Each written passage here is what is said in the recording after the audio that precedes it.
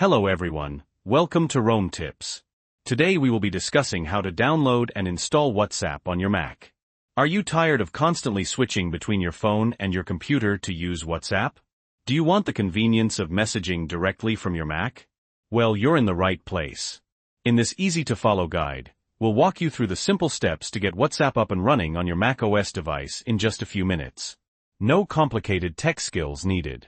Before we get started, if you find this video helpful, please give it a like and subscribe to Rome Tips for more tech tips and tricks.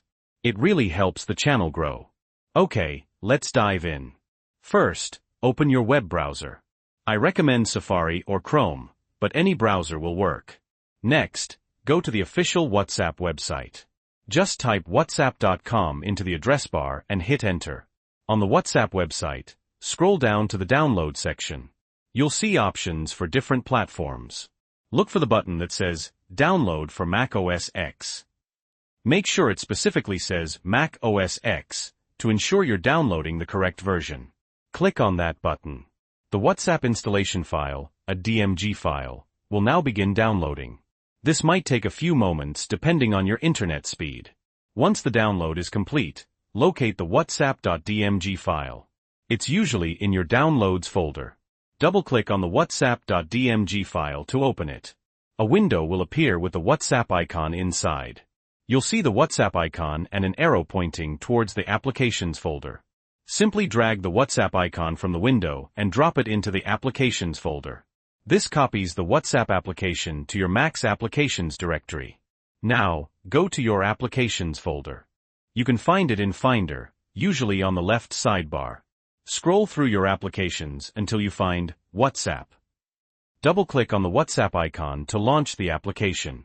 The first time you open WhatsApp, you might see a security prompt asking if you're sure you want to open an application downloaded from the internet.